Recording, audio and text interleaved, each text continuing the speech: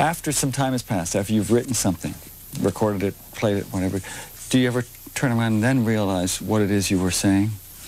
Definitely. I think that's the case with everything I've ever done, that albums kind of make sense to me 2 years down the line. I can then, it makes such perfect sense what I was saying lyrically, as to, like, I was so confused at the time, but some part of me did know, and that was there in the words and the music. And I think that's so true, that I really don't quite understand what's coming out when it's coming out, but you do on reflection. Do you find that's the case exactly, too? And I think it's, people expect the artist to know what it is they're doing, and I think it's almost the artist's duty not to know what they're doing. Absolutely, because I think then it's coming from the right place. It's kind of, it's just happening, and you're letting it happen. It's not a kind of real mental thing that you're having to make happen. You're just allowing this out, and you don't understand it at the time.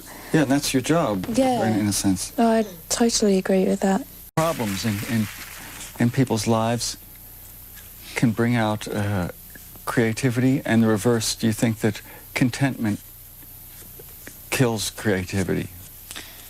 I think that problems bring out creativity, and I think that contentment brings out enormous creativity. And personally, I feel that I'm actually most creative when I do have a sense of contentment, or a sense of safety or stability.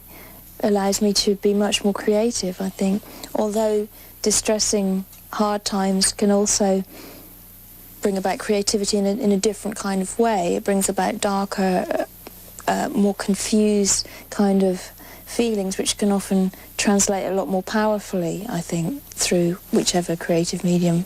That's personally how I feel, but I do think that when I'm contented, that I'm very much more open to receiving a lot of creativity. Do you think there's a relationship between humor and horror?